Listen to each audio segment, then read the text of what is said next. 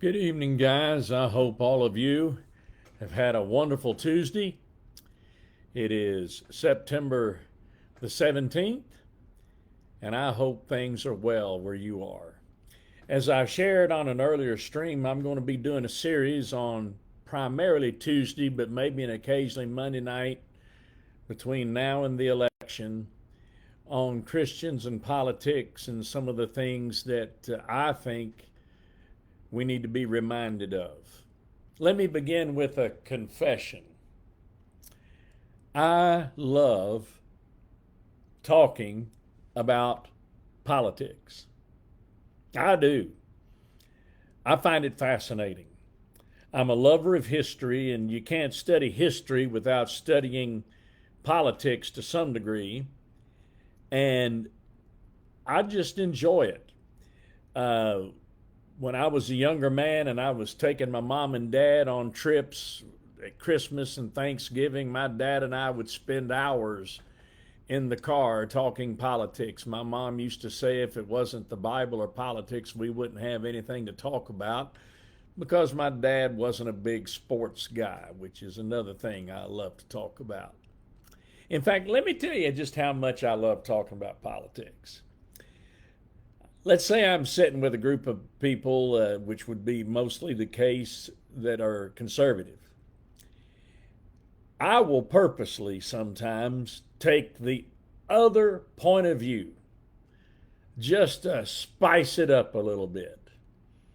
Because when I read things, I read the side I disagree with as well as the side I agree with. For years, I have been a subscriber to the National Review, started by William F. Buckley, which is a mainstream Republican conservative publication. And for almost as many years, I've been a subscriber to the Atlantic, used to be called the Atlantic Monthly, which is a pretty mainstream left-leaning publication.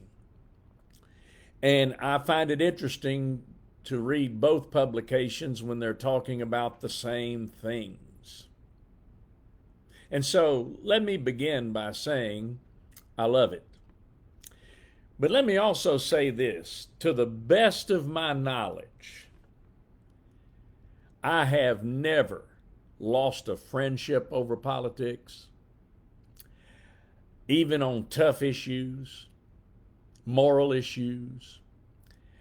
I have never judged another Christian based on how they vote, because to me there is so much more to being a Christian than how you vote. I've never been separated from a family member, and I would refuse to let a church splinter over this. And yet the truth of the matter is there are friends that are no longer friends because of politics. There are churches that have split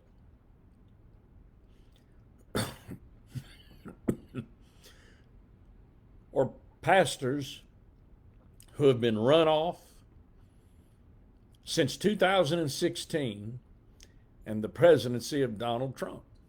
It's a fact. You don't have to go far to read about it in pastors' newsletters, personal testimonies. I've had more than one conversation with a pastor over the last 8 years that have talked about how difficult it has been for them to pastor, especially during and around an election year. And so I don't get that. I do not get that at all, but it is a reality. Why are we measuring, in some cases, a person's salvation, and in other cases, a person's sanctification, because of how they vote? I shared in the introduction to this that I put online over the weekend that I had a conversation with a pastor about 2 months ago, and we were just getting to know each other, and and we had known each other by reputation for a while and enjoying the conversation, and we got around talking politics. And when he found out that I am not a huge fan of Donald Trump, he really came after me. I was shocked. I'd read about this, but this was my first time to encounter it, where he basically looked at me and said, "How can you call yourself a Christian and not vote for President Trump?" And we talked around a little bit more, and I looked at him and I said, "Now, I got to pin you down on this, brother. Are you telling me that my eternal destiny is dependent on how I vote this November?" And thankfully, he backed off a little bit on that. And I'm glad he did. But I also looked at him, as I'm prone to do when I'm talking to other pastors, and say, "Brother, you're that close to adding to the gospel. Be careful, man. Be careful."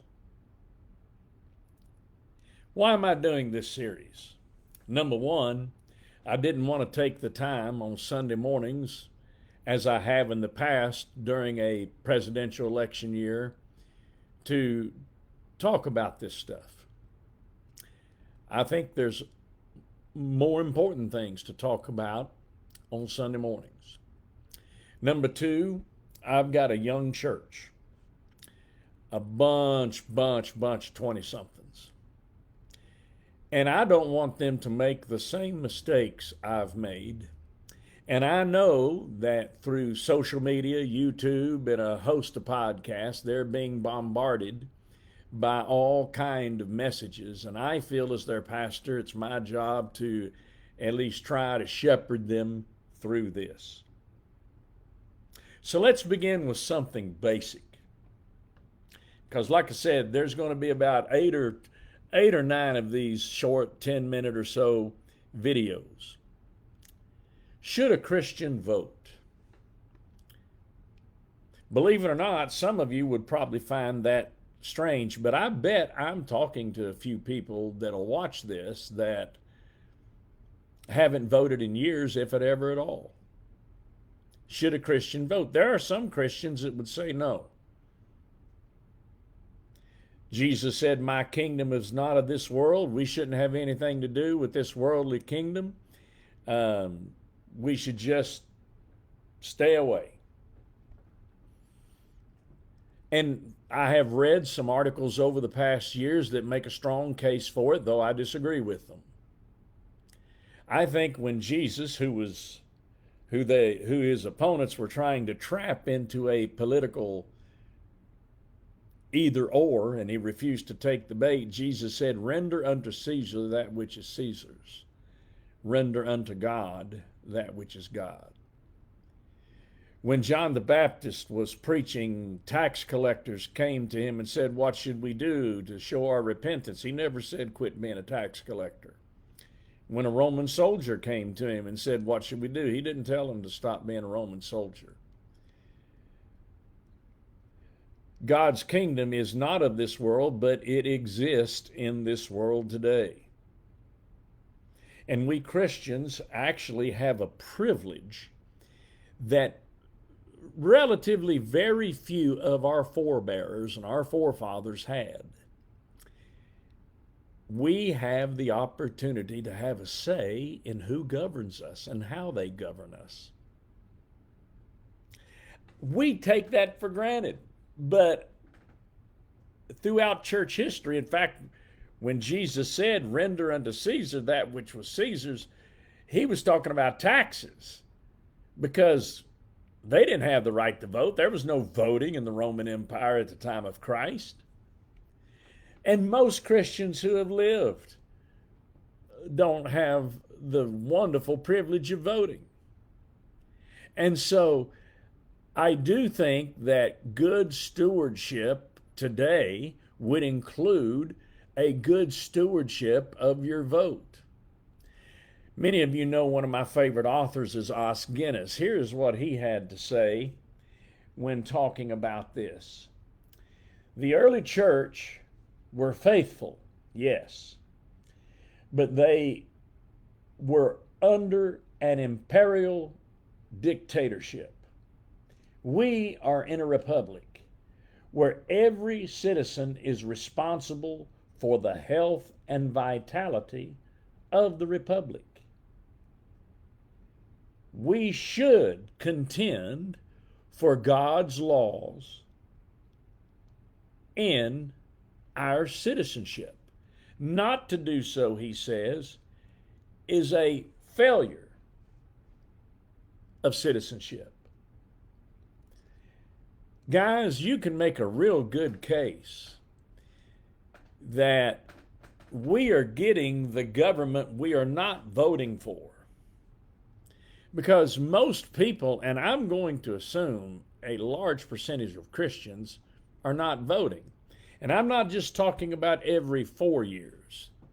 Have you looked at the voter counts of your city council, county commission, state representatives? I know at the last election here in Clarksville, it was atrocious. The number of people who live in Montgomery County are 250,000. And the voting totals were sometimes, like on state elected officials, even if you count both Democrat or Republican votes, under 20,000 people. That's ridiculous. Absolutely ridiculous. And so much of our complaining may be because we're not voting. And I know many of you say, well, I don't like either option. I understand, my brother and sister. I'm with you in that. I haven't really appreciated our options at the federal level and sometimes at the local level for a long time. That's why I've practiced write-in voting. I don't know where you live, but write-in voting here in Montgomery County is a fairly simple thing to do. You just indicate with the push of a button you want to write in a vote, and then you type in their name. I like that. That's a way of sending a protest to both parties. Give me something better, which I think most people would agree they would appreciate. And so understand that I'm not just talking about voting for president. I'm talking about voting at every level. Every level. Have I voted in every election since 1976 when I first voted? I've missed a few, I will admit, but I've not missed many. I've not missed many. And because of YouTube and social media and I hate to say it, but even COVID, almost every city council, county commission, excuse me, is streamed live, and you can go to the city or county's webpage and watch every local meeting. Even here locally on YouTube, candidates for city council are set up to have debates, so you can hear both candidates talk about their vision, what they're for, what they're against. It's really no excuse to be uninformed. And so, should we vote? I think so. I think so because it's being a good steward of what God has given us. At the federal level, for example, let's say come November, your candidate doesn't win. And if you listen to both parties, they will tell you that it is disaster for the United States if the other person wins. Now, those of us of a certain age have been listening to that for 40 years. I remember when the country was going to end when Bill Clinton and Barack Obama got elected. We're still here. And here's one reason why we're still here. And that is every 2 years, we reelect the House and we elect or re-elect a large percentage of the Senate. So let's say your man, or now let's put it better. The person you don't like gets elected as president in November. And you think the country's going to be in bad shape. Well, you can dilute their danger in 2 years by voting in a House and a Senate of the opposite party. Because believe it or not, the writers of the Constitution and the framers of the Constitution designed government to be inefficient, and they have proven us right ever since. The way the government is structured, and this is a future stream, but the way the government is structured is to almost force the two sides to sit down and work out things together. It's only when you get a president and two veto-proof majorities that one party gets its way, and that is rare and hard to do. Guys, by the providence of God, He has allowed you